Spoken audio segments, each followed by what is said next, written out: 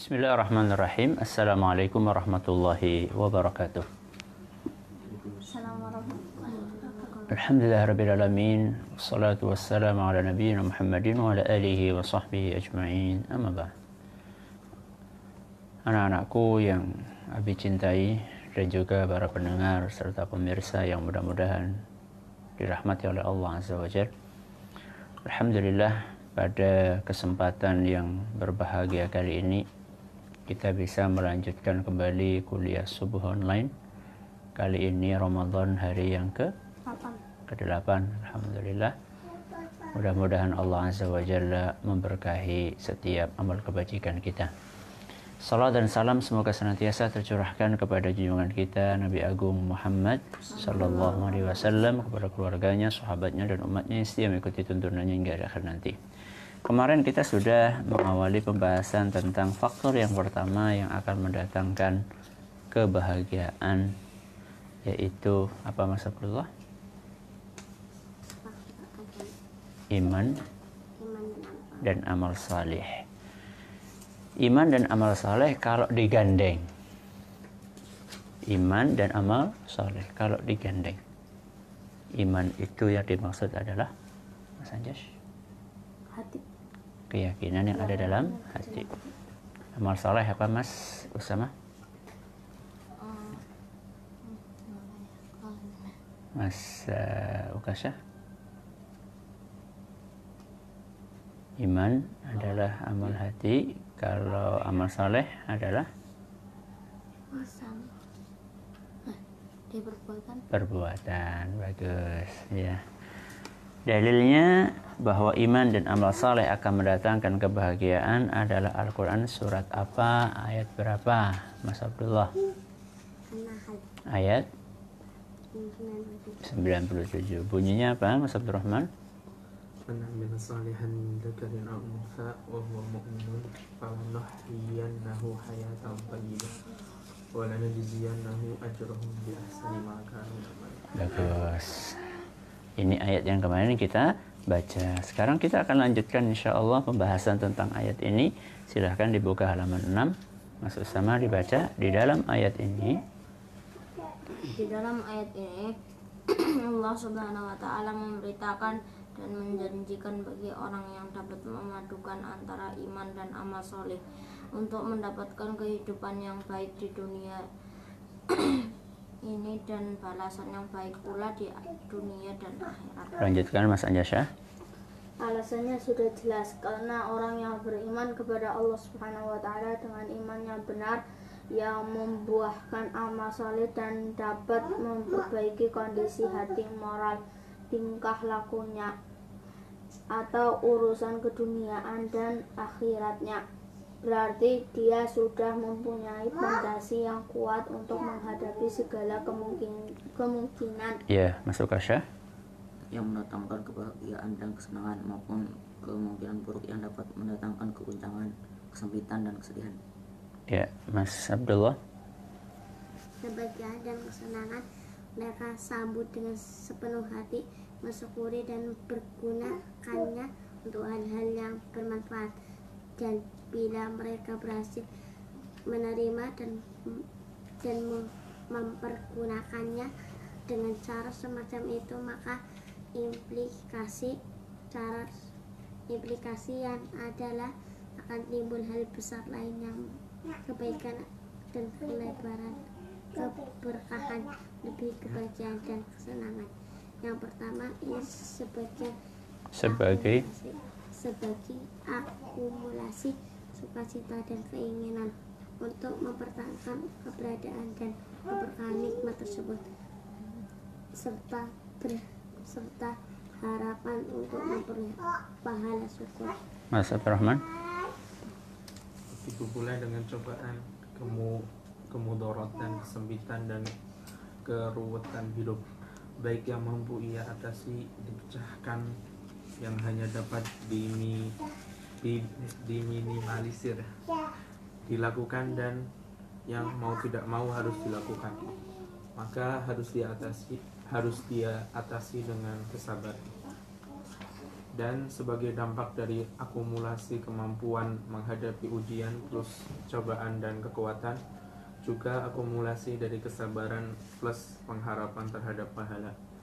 Maka mereka akan mendapatkan hal-hal besar lainnya yang dengan hal-hal tersebut semua ujian dan cobaan apapun tidak akan terasa, bahkan akan berubah menjadi kesenangan dan harapan-harapan baik serta keinginan untuk mendapatkan karunia dan pahala dari Allah. Ya, di sini penulis Syekh Sa'di rahimahullah azza wa jalla menjelaskan tentang apa rahasianya iman dan amal soleh mendatangkan kebahagiaan.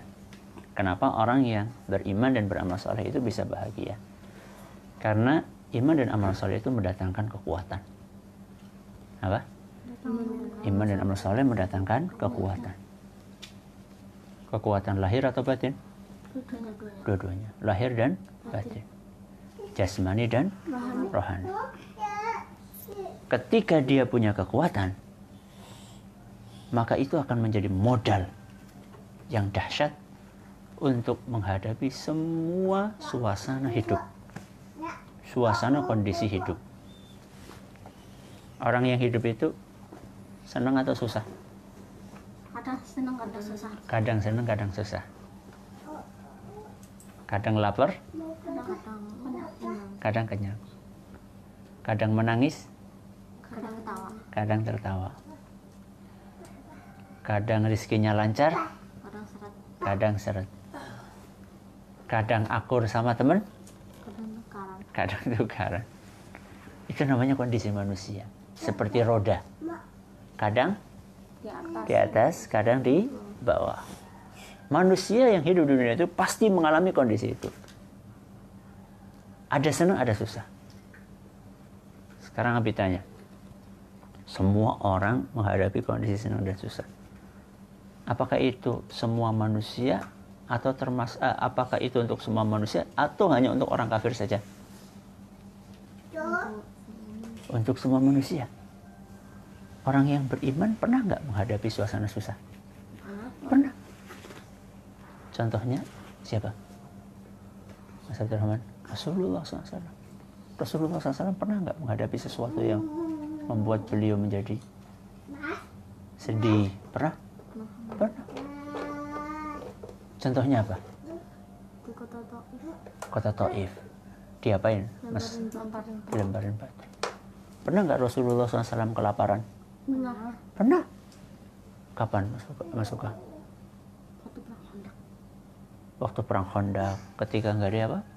Parit. Sampai apa? Diikat batu. Diikat batu. Berapa? 3 atau 2. Para sahabat yang lain cuma berapa? 1. Batunya cuma 1. Pernah beliau menghadapi itu? Rasulullah SAW pernah nggak di rumahnya itu tidak ada makanan? Pernah. Nggak ada yang dimasak. Berapa lama? 3 bulan. 3 purnama. 3 purnama. Purnama terbit, nggak ada makanan. Purnama terbit, nggak ada makanan. In hiya ilal aswadan. Yang dimakan itu hanyalah kurma dan air putih. Bayangkan. Gimana kalau misalnya besok kita buka puasanya cuma pakai kurma dan air putih? Setuju? Sanjas?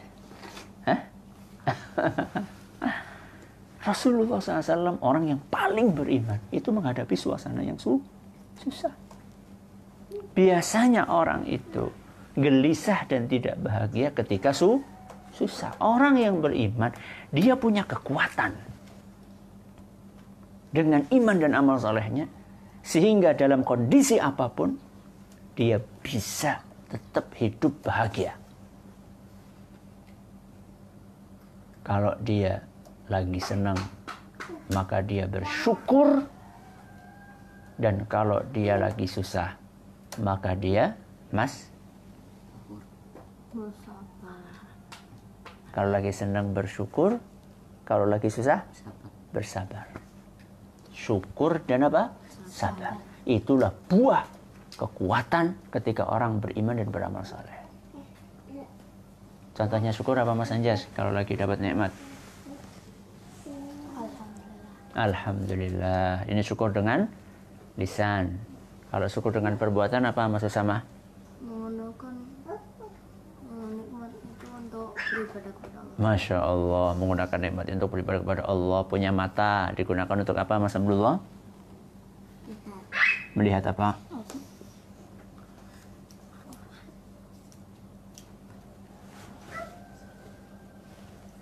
Al-Quran. Punya telinga untuk apa, Mas Abdurrahman? Dengerin murotal, dengerin pengajian. Itu namanya syukur dengan perbuatan. Jadi syukur dengan ucapan tadi alhamdulillah, dengan perbuatan digunakan untuk hal yang bermanfaat. Kemudian syukur dengan hati. Apa coba? Ada yang tahu syukur dengan hati gimana caranya?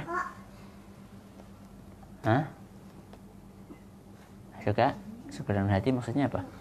Mengimani bahwa seluruh nikmat itu berasal dari Allah. Masya Allah, santa Mas Usama. Meyakini bahwa seluruh nikmat itu bersumber dari siapa, Mas Anjas? Dari Allah Azza wa Jalla. Jadi ketika dia dapat nikmat, dia nggak lupa daratan. Ada sebagian orang kalau duitnya banyak digunakan untuk foya-foya. Ya, digunakan untuk judi, digunakan untuk beli hal-hal yang tidak bermanfaat, ya, Mas Anjas. Nah, kalau punya duit buat apa? Buat apa, Mas? Hah? Bersedekah, ya. Ini ketika dapat nikmat. Nah, yang kedua, ketika dia sedang susah, maka dia hadapi itu dengan sabar.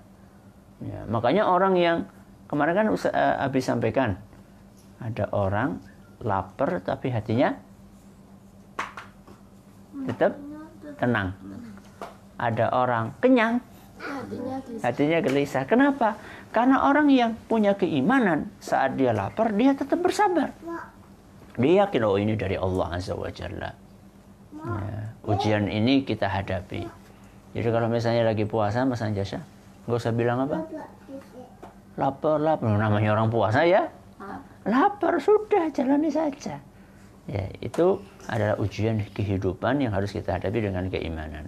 Jadi inti dari kajian kita hari ini bahwa iman dan amal soleh akan mendatangkan apa tadi? Kekuatan untuk menghadapi suasana hidup yang senang dan yang susah. Kalau senang kita ngapain? Bersyukur. Kalau susah kita ngapain? Kita bersabar. Mudah-mudahan yang sedikit ini bermanfaat buat kita semuanya. Wallahu ta'ala a'la wa alam. Kita tutup dengan membaca doa kafaratul majlis. Subhanakallahumma wa bihamdika asyhadu an la ilaha illa anta astaghfiruka wa atubu ilaik. Wassalamualaikum warahmatullahi wabarakatuh.